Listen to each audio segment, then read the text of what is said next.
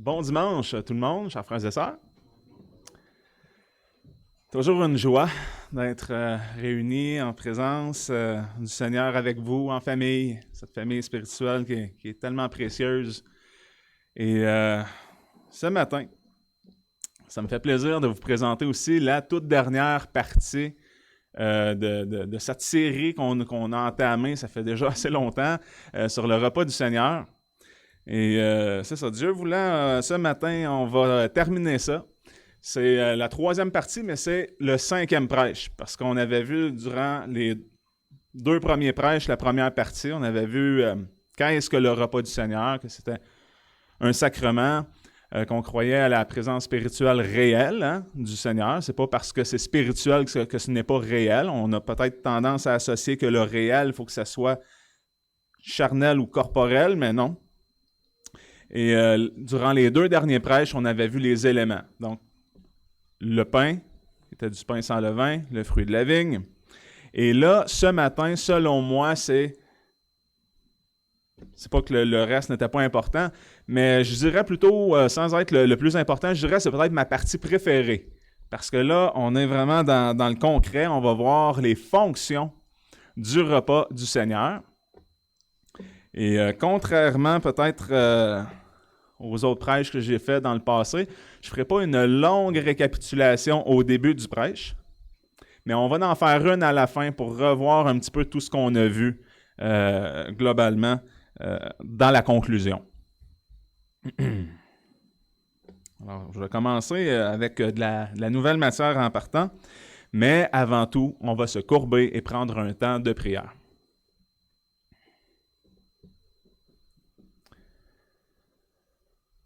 Père Tout-Puissant, on se présente devant toi librement par Jésus-Christ, notre médiateur parfait. Quelle joie de pouvoir être en ta présence. Et Seigneur, on t'implore, on demande ton secours afin que tu viennes éclairer notre intellect, éclairer nos cœurs et tout notre être, qu'on puisse bien discerner, bien comprendre ta parole, bien la saisir et écouter activement avec un cœur disposé à t'adorer, toi seul, Seigneur. Alors, fais cette œuvre dans nos vies, dans nos cœurs, dans chacun de mes frères et sœurs ce matin, et accompagne-moi afin que je puisse bien livrer ce message et que tout soit pour ta gloire seule. Amen.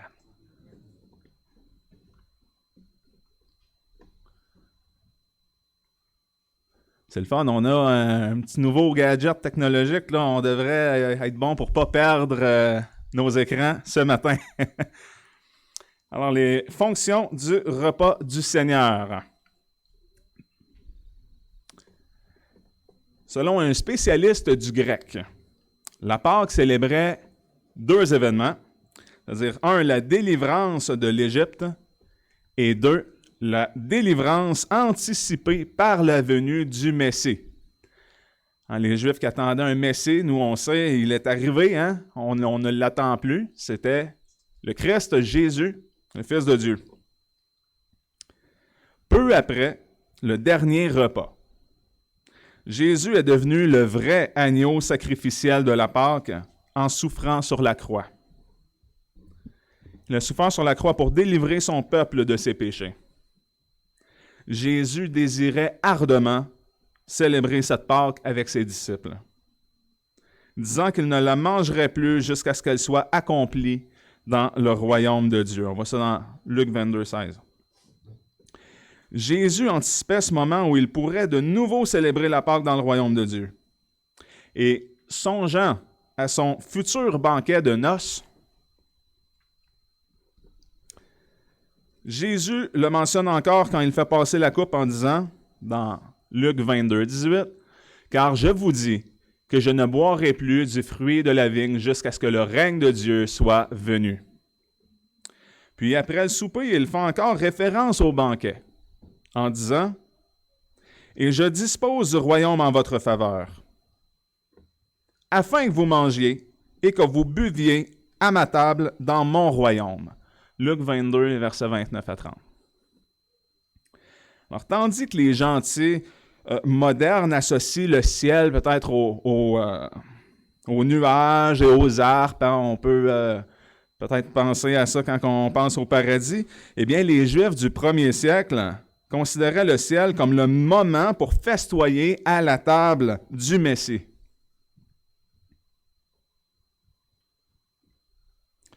Par exemple, il y a un chef religieux juif qui s'exclamait à Jésus, Luc 14, 15, « Heureux celui qui mangera du pain dans le royaume de Dieu. » Jésus a lui-même déclaré, dans Matthieu 8, 11, « Aussi je vous dis que plusieurs viendront d'Orient et d'Occident et seront à table dans le royaume des cieux avec Abraham, Isaac et Jacob. » Alors des gens de partout. On voit, ce n'est pas seulement réservé à une seule nation des Juifs, ce n'est pas une question de sang, c'est une question d'appartenir à une famille spirituelle et ça vient de tous les coins de la terre.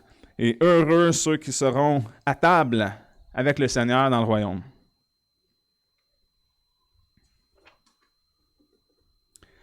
Donc, il y a toute une connotation, là, quand on pense au ciel, de voir un festin, un banquet. Il va y avoir les noces de l'agneau. C'est festif, c'est très réjouissant. Donc, ceci dit, il y a 3 fonctions majeures pour le repas du Seigneur. Alors, je sais que les enfants, ce matin, on essaie quelque chose de nouveau. Hein? Vous avez eu une petite feuille qui vous a été distribuée avec des questions, juste pour valider, voir si vous suivez bien l'enseignement. Alors, vous porterez attention à ça. 3 fonctions majeures du repas du Seigneur. Donc, la première, c'est un rappel pour Jésus, créer l'unité. Alors ça, c'est une autre fonction, ça sert à créer l'unité. Et 3e fonction majeure, entretenir la communion dans la joie. Donc le repas du Seigneur est censé de faire tout ça pour nous. On va voir de façon plus détaillée chacune des fonctions. On va commencer avec le numéro 1, le rappel pour Jésus. Donc rappeler à Dieu les promesses de son alliance est un concept parfaitement biblique. Lorsque Dieu a conclu une alliance avec Noé, il a promis qu'il ne détruirait plus la terre par l'eau d'un déluge global, et l'arc-en-ciel en fut le signe. C'est ce signe, c'est-à-dire ce signe qui est pour nous rappeler sa promesse, mais Dieu a aussi déclaré ceci, dans Genèse 9, verset 16. « L'arc sera donc dans les nuées, et je le regarderai, pour me souvenir de l'alliance éternelle entre Dieu et tout être vivant, de toute chair qui est sur la terre. » Alors Dieu regarde son arche dans le ciel pour s'en souvenir. C'est réconfortant pour nous, il nous le dit. Hein? Bien sûr, ce n'est pas que Dieu oublie, hein? Dieu n'oublie rien, mais c'est un signe qu'il a mis pour nous. Et en nous disant qu'il se souvient en le regardant, eh bien, ça vient nous réconforter.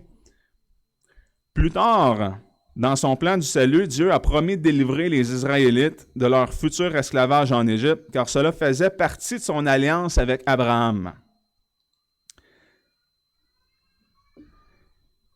Alors, au moment venu, on voit dans Exode 2, 24 à 25,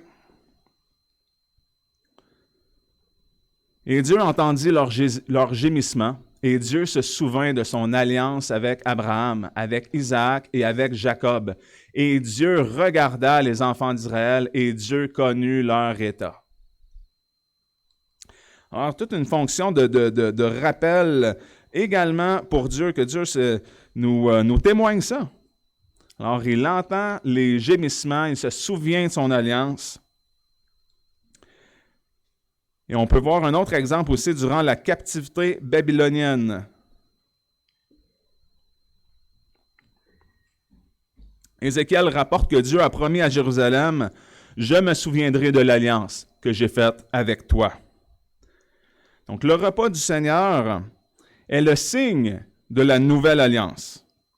Lorsque Jésus a pris la coupe, il a dit « Cette coupe est la nouvelle alliance en mon sang. Faites ceci en mémoire de moi, toutes les fois que vous en boirez. » Alors, de même que pour tous les signes d'une alliance, il sert de rappel des promesses de l'alliance. Il y a aussi la deuxième fonction qui est de créer l'unité. La mort propitiatoire de Jésus sur la croix est le fondement même du repas du Seigneur. L'Église primitive se réunissait le premier jour de la semaine pour rompre le pain. On voit ça dans Acte 27. C'était lors d'un repas complet de communion. On peut voir cette référence dans 1 Corinthiens 11, versets 17 à 34, qui préfigure le banquet des noces de l'agneau.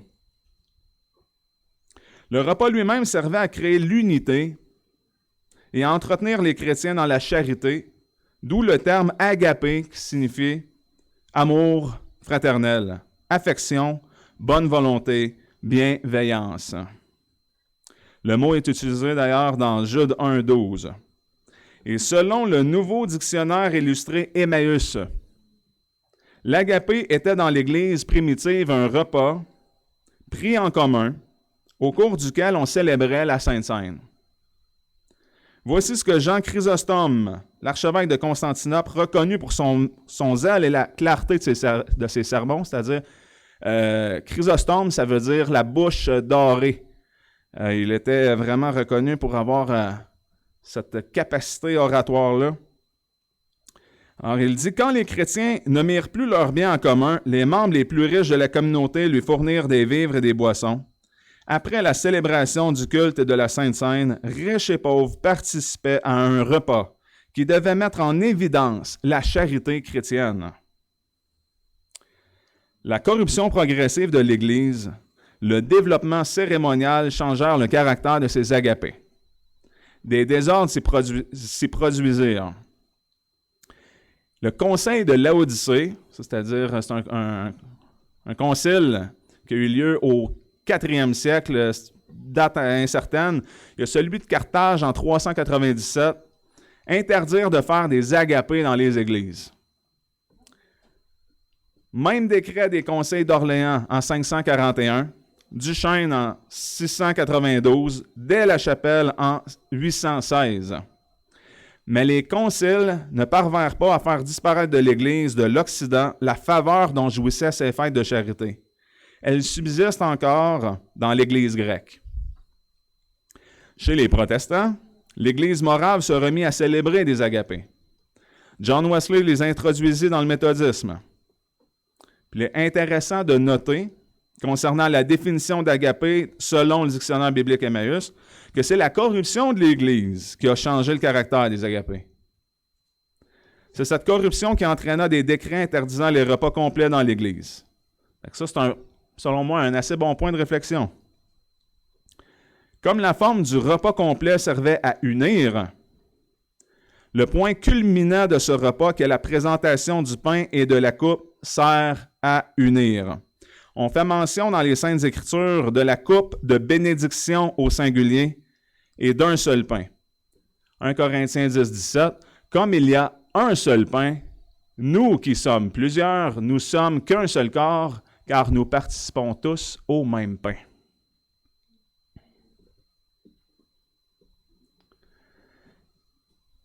Donc, un pain, un corps, une Église. On sait que Jésus-Christ est la tête, le chef de l'Église.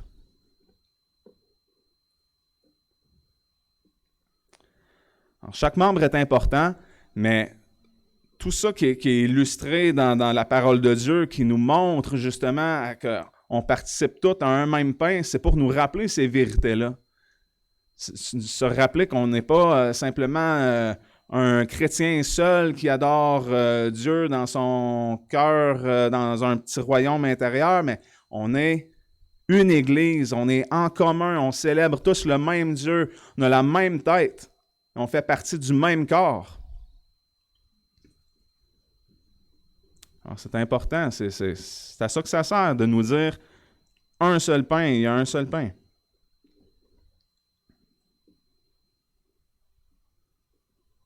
Alors, ces éléments enseignent l'unité en symbolisant l'unité. Le rapport entre Christ et l'Église est magnifiquement illustré. Christ est la tête, le chef du corps de l'Église. Et bien que nous soyons plusieurs membres, nous formons tous un seul corps qu'est l'Église. Et selon le dictionnaire Emmaüs, encore une fois, l'unité de l'Église est un don de Dieu et un miracle opéré par l'œuvre de la croix et de la Pentecôte, qui réunit en un seul corps les enfants de Dieu dispersés. Ainsi est exaucée la prière du Christ demandant pour les siens une parfaite unité de nature, semblable à celle du Père et du Fils.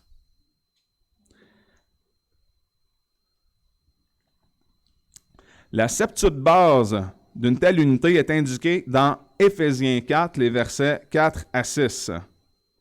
Et cette dernière, c'est-à-dire cette unité existe entre ceux qui adorent et servent les trois personnes de la Trinité, étant devenus membres du corps de l'Église par le baptême de l'Esprit, ayant la seule foi qui sauve et l'espérance vivante du retour de Christ.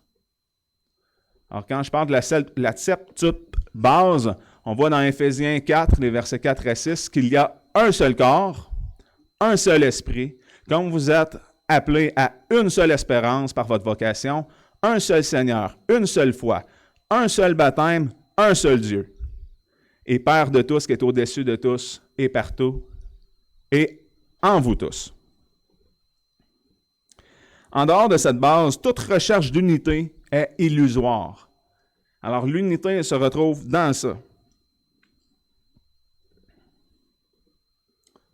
D'ailleurs, nous ne devons pas faire ni organiser par nos efforts l'unité qui est spirituelle, mais la conserver par le lien de la paix. Éphésiens 4, versets 1 à 3.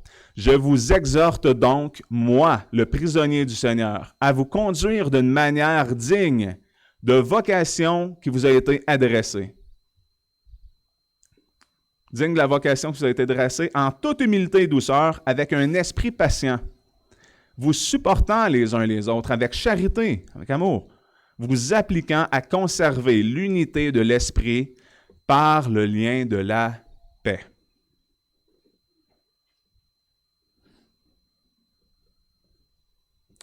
Donc, l'esprit mentionné dans Éphésiens 4.3, d'après le commentaire de la Bible annotée, cette unité-là de l'esprit n'est pas celle de l'esprit humain, mais celle qui est créée par l'Esprit de Dieu, Éphésiens 4.4, qui agit dans les chrétiens par une même foi, par une même espérance, un même amour. Tel est le lien de la paix, et c'est cet amour qui est appelé ailleurs le lien de la perfection. Colossiens 3, 14 et 15. La paix établit un lien entre ceux qui la possèdent et constituent l'unité. Mais bien que cette unité soit ainsi une œuvre de Dieu, tout fidèle peut contribuer à l'augmenter ou à la détruire, selon qu'il agit par amour ou qu'il se livre à son sens charnel, à l'égoïsme, à l'orgueil. De là, l'exhortation. Cette unité est spirituelle, œuvre de l'Esprit. Elle repose sur les grands biens célestes que tous les croyants ont en commun et que l'apôtre va exposer dans les versets suivants. Elle n'est donc point une uniformité extérieure et matérielle, qui souvent cache en son sein, avec l'esclavage des consciences, les plus profondes divisions.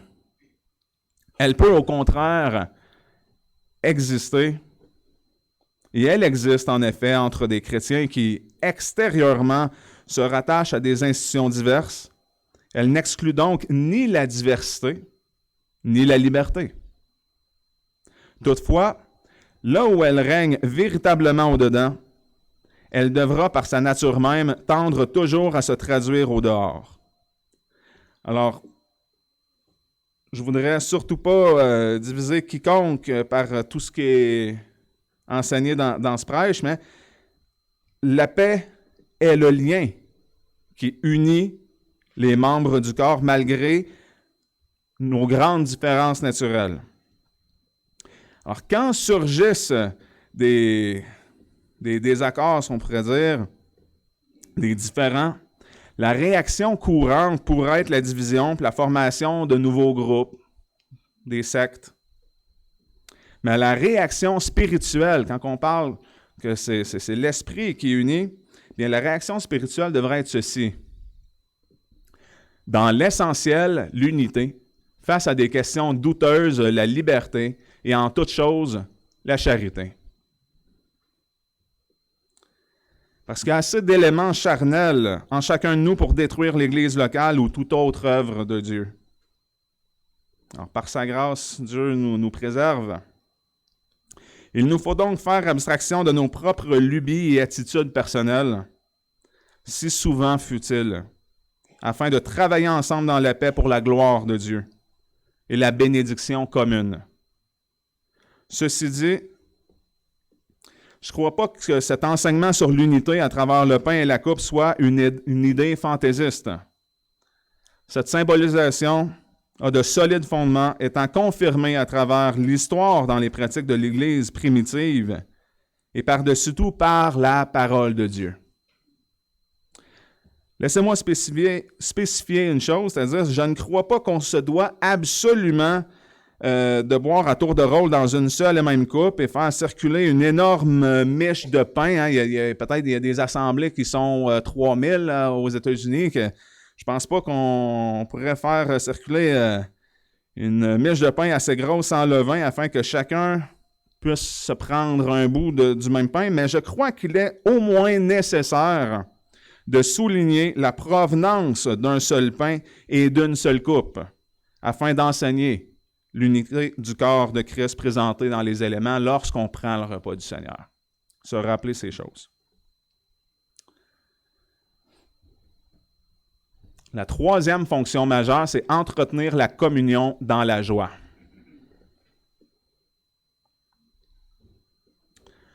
En parlant des églises de Laodicée, notre Seigneur ressuscité s'est offert à entrer et à manger avec n'importe qui entendait sa voix et ouvrait la porte. Une image de camaraderie et de communion. On voit ça dans Apocalypse 3:1. La communion par le festin tient ses racines dès le début des Écritures.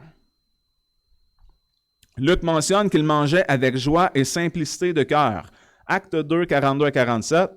Or, il persévérait dans la doctrine des apôtres, dans la communion, dans la fraction du pain et dans les prières. Et tout le monde avait de la crainte. Il se faisait beaucoup de miracles et de prodiges par les apôtres. Or, tous ceux qui croyaient étaient dans un même lieu et avaient toutes choses communes. Ils vendaient leurs possessions et leurs biens et les distribuaient à tous selon le besoin que chacun avait. Or, tous ceux qui croyaient étaient dans un même lieu et avaient toutes choses communes. Ils vendaient leurs possessions et leurs biens et les distribuaient à tous selon le besoin que chacun avait.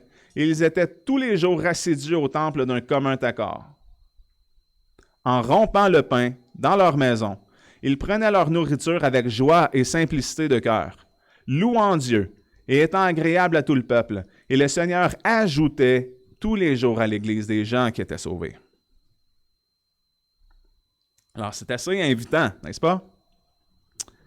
Par opposition, on peut dire que plusieurs églises vont prendre part au repas du Seigneur dans une ambiance funeste.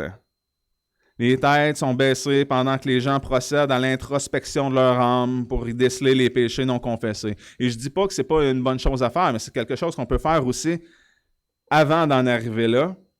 Ça peut se faire très, très bien chez soi.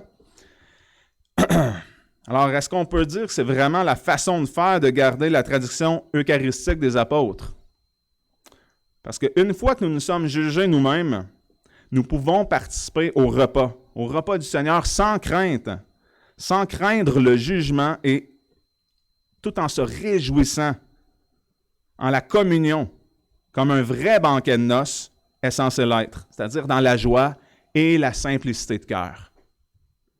Alors, en étant disposé ainsi, prendre le repas du Seigneur, qui est quelque chose de joyeux, qui nous communique les promesses de vie éternelle.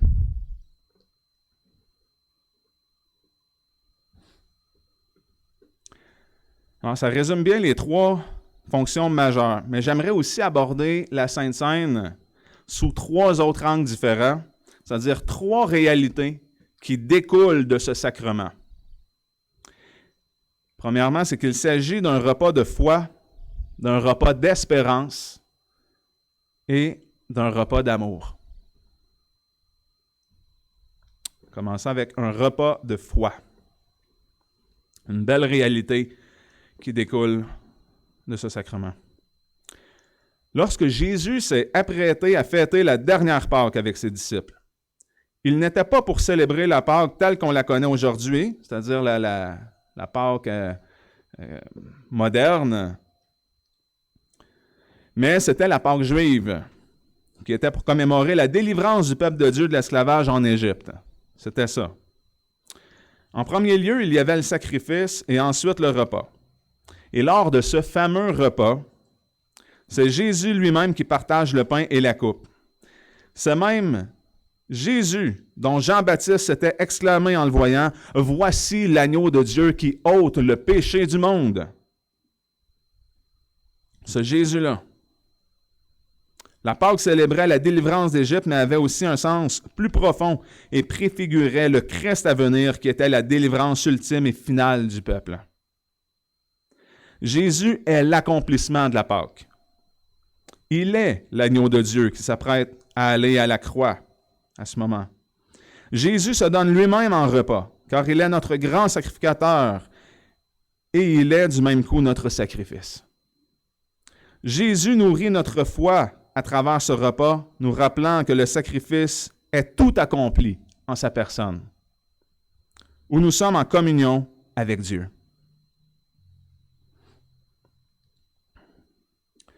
Lorsqu'on s'approche pour prendre part à ce repas, nous devons avoir les yeux fixés sur Jésus-Christ, qui est notre sacrifice, notre Rédempteur.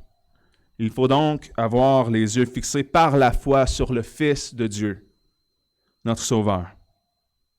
Il faut aussi souligner que c'est la table du Seigneur. C'est lui qui nous invite. C'est lui qui nous distribue son corps et son sang.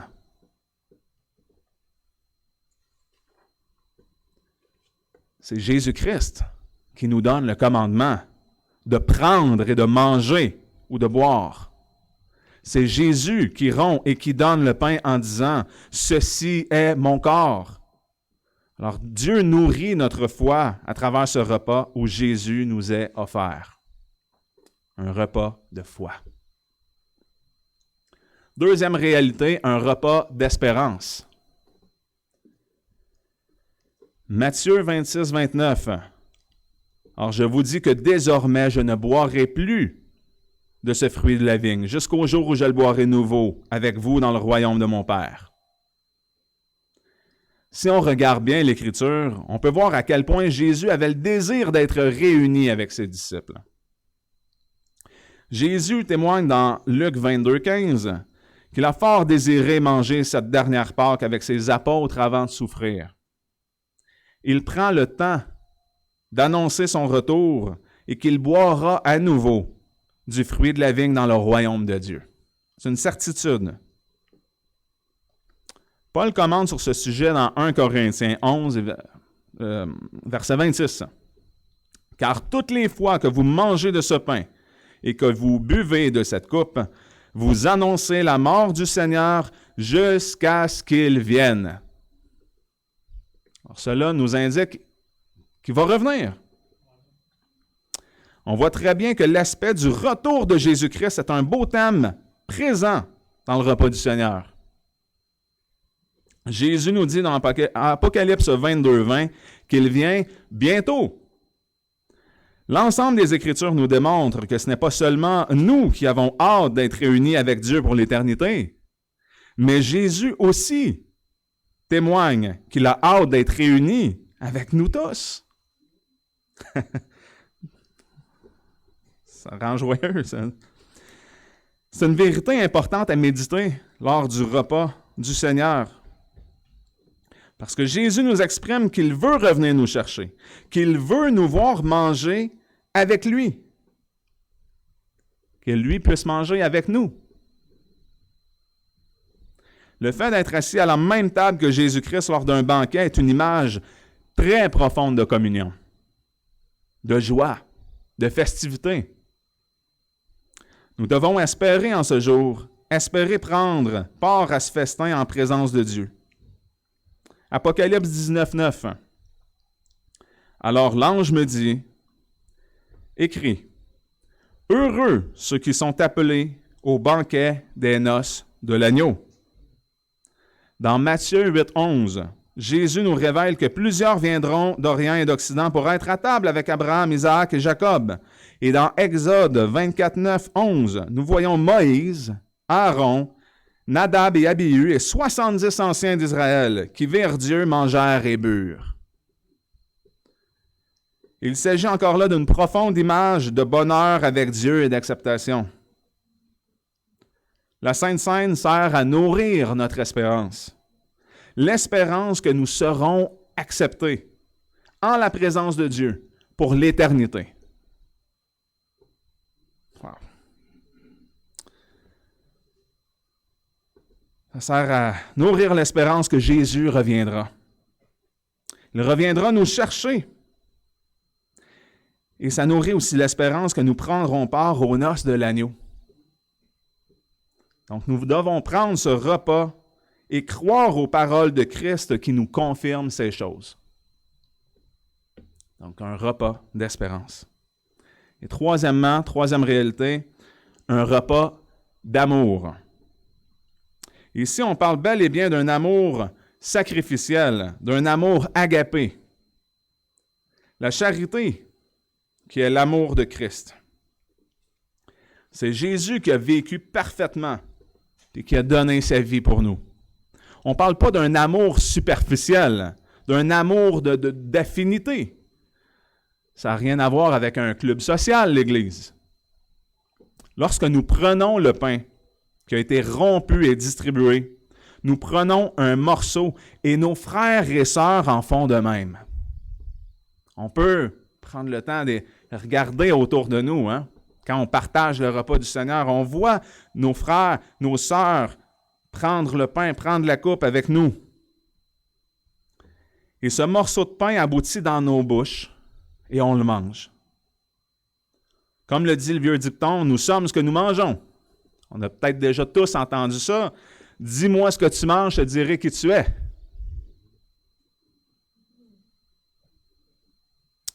Comme nous, nos frères et nos sœurs assimilent le corps de Christ. Cela nous témoigne que Jésus est en nous par l'Esprit. Jésus est présent chez nos frères et nos sœurs avec qui nous partageons ce repas. Alors, je peux voir mon frère Georges manger le corps de Christ, ou ma sœur Carmel, ou mon frère Clément, ou ma sœur Pauline. N'est-ce pas une réalité qui nous pousse à aimer nos frères et nos sœurs dans l'Église? Ça nous montre qu'eux aussi sont au bénéfice du sacrifice de Jésus-Christ. Que ce Jésus qui s'est offert lui-même, qui a donné son corps, qui a versé son sang à la croix, il l'a fait pour nous, mais il l'a fait aussi pour nos frères et pour nos sœurs. Quand on parle d'un repas d'amour, c'est ça. Je pense que ça doit tous nous pousser de prendre ce repas-là à nous aimer davantage les uns les autres. Christ est dans nos frères, dans nos sœurs. Ils sont au bénéfice de ce qu'il a accompli, de ce qu'il nous promet.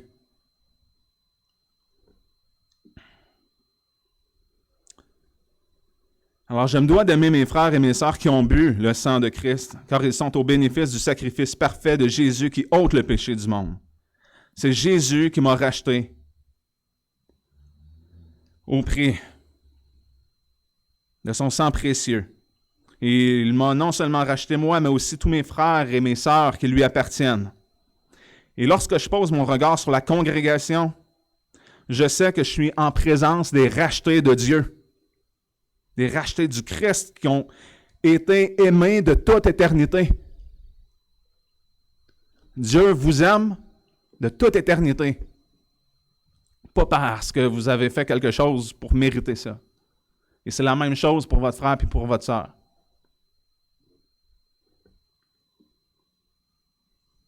Je pense que quand on se rappelle ces choses-là, c'est plus facile de passer par-dessus des petits différends. L'Écriture nous dit que nous sommes le corps de Christ, que Jésus est notre tête. Prenons soin les uns des autres. C'est à l'amour que nous avons les uns pour les autres que tous reconnaîtront que nous sommes les disciples de Christ. C'est ce que l'Écriture nous enseigne. Alors, le repas du Seigneur sert aussi à ça, c'est-à-dire c'est une réalité, c'est un repas d'amour qui nourrit notre amour fraternel. En conclusion, on va faire une grande récapitulation. Alors, je crois que le repas du Seigneur devrait être un repas comprenant du pain sans levain et le fruit de la vigne afin de bien illustrer le corps et le sang de Jésus-Christ. Je crois qu'on doit prendre ce repas en souvenir du Seigneur Jésus, tel qu'il nous le commande, mais je crois qu'il y a aussi plus qu'un mémorial. C'est pourquoi j'adhère à l'interprétation de Calvin quant à la présence spirituelle réelle du Seigneur, mais je n'adhère pas à la présence corporelle à travers les éléments, telle l'interprétation des catholiques romains, c'est-à-dire la transsubstantiation qu'on doit rejeter, qui affirme que les éléments se transforment littéralement, corporellement, c'est-à-dire en la chair et en sang de Christ, tout en gardant l'apparence du pain et du vin. Alors ça, on ne croit pas ça. Par contre, je ne voudrais surtout pas atténuer la portée des éléments du fruit, de la vigne et du pain. Puisque que les éléments ne sont pas seulement l'ombrage des choses à venir. Hein? Ce n'est pas l'ombrage des choses à venir ou des choses passées, mais que Jésus a clairement déclaré que le pain rompu était son corps et que la coupe était son sang de la Nouvelle Alliance qui est répandu pour plusieurs, pour la rémission des péchés. Je crois important de reconnaître et comprendre les éléments tels qu'utilisés par notre Seigneur. C'est pourquoi je ne voudrais pas utiliser des ailes de poulet ou de la bière pendant le repas du Seigneur. Ce n'est pas ça que Dieu a consacré. Malheureusement, il y a peut-être certaines églises émergentes qui l'ont déjà fait. Ça peut sembler être un exemple farfelu, mais il n'y a pas de limite à l'imagination de l'homme puis à tordre les choses que Dieu a instituées. Alors, c'est important de conserver ce que Dieu déclare.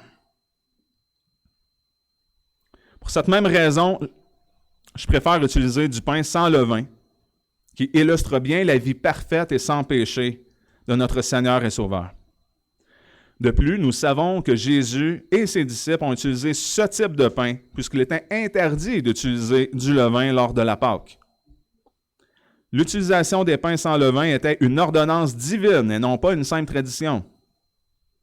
L'apôtre Paul nous rappelle que Christ est notre Pâque, 1 Corinthiens 5,7.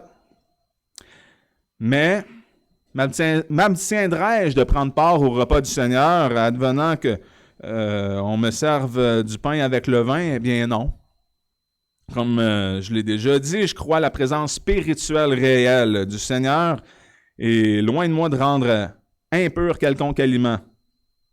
Comme Jésus l'a si bien dit, ce n'est pas ce qui entre dans la bouche qui souille l'homme. Mais je trouverais vraiment dommage de passer à côté de cette belle occasion de pouvoir souligner la vie parfaite de notre Seigneur en utilisant du pain sans levain qui symbolise la pureté.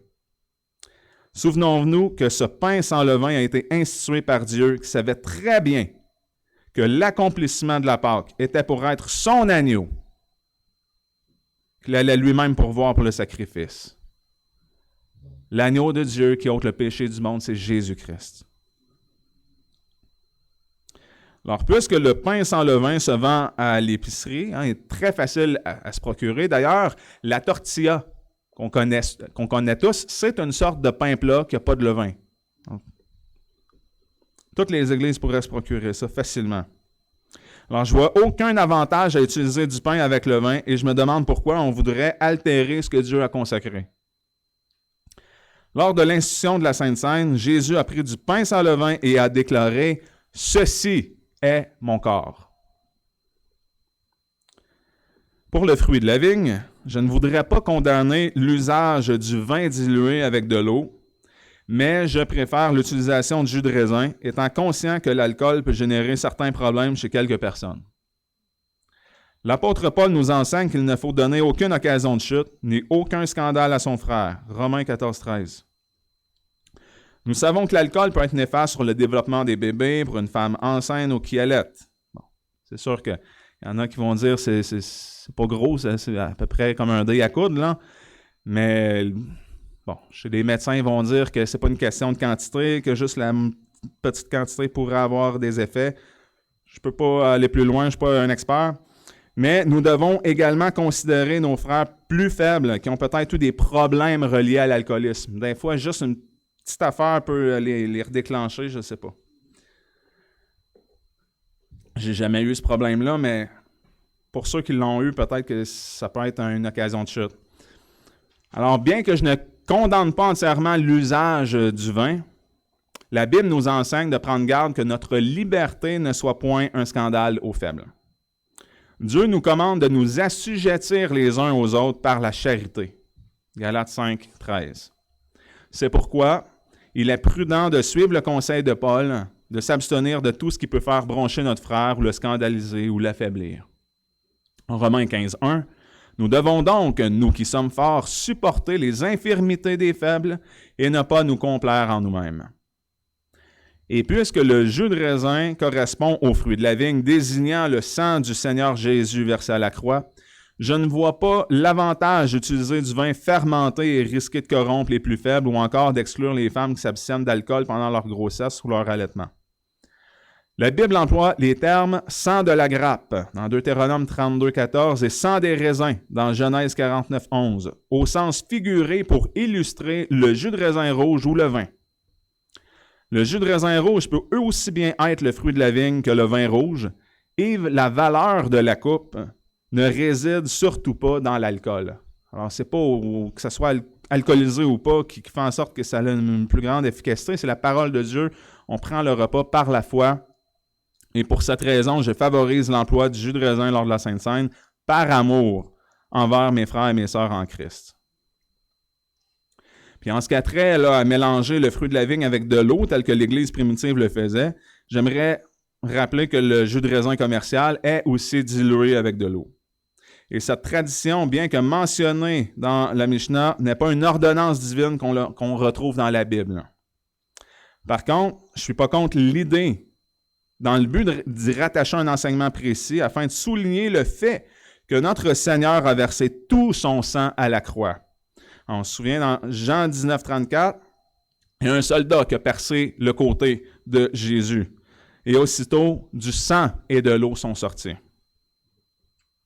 Comme plusieurs chrétiens l'ont fait avant nous en utilisant du vin ou du jus mélangé avec de l'eau, et comme plusieurs interprètes, tel Augustin y voyant un lien, car rappelons-nous que nous avons été baptisés en la mort de Christ et que Jésus est venu avec l'eau et le sang, je crois que cette méthode serait aussi légitime. Alors, j'y vois aucune atteinte diminutive à la portée du sang de Christ, et bien au contraire, cela pourrait servir d'image pour l'introduction de la commémoration du récit mentionné dans Jean 19, 34. Par contre, je me dois de répéter que nous ne sommes nullement contraints d'observer cette méthode.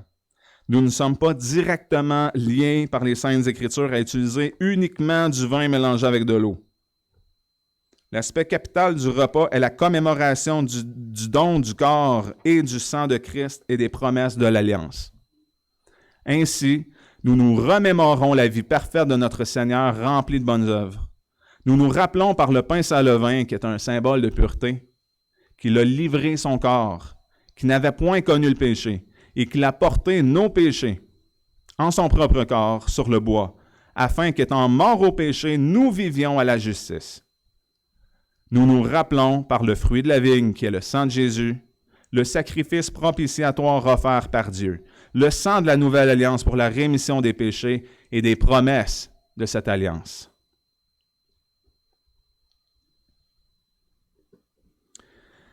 Je crois que le repas du Seigneur est un sacrement qui remplit 3 fonctions précises. Il sert à rappeler à Dieu, ainsi qu'à son peuple, les promesses de son alliance. Il sert à nous unir les uns les autres avec Jésus-Christ. Et il sert à nous offrir une occasion de communion avec Dieu et avec nos frères et sœurs dans la joie. La Sainte Seine est un repas rempli de joie, un moyen de grâce par lequel Dieu nourrit notre foi, notre espérance et notre amour envers lui et envers son Église.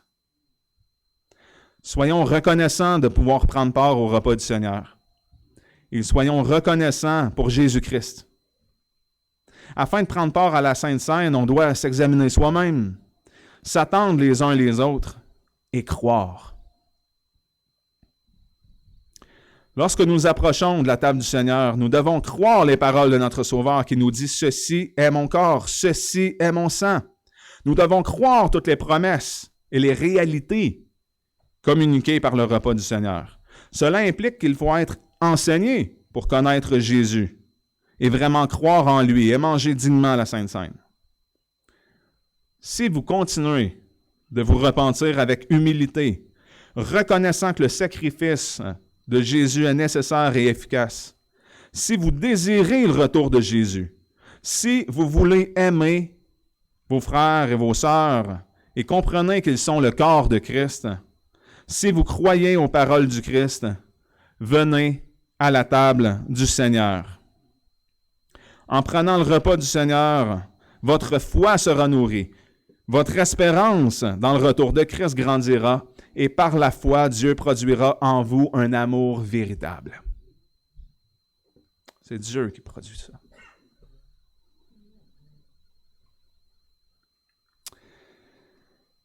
J'espère que toute cette étude vous aura été bénéfique pour mieux comprendre, mieux approfondir toute la beauté du repas du Seigneur, de ce sacrement que Dieu a institué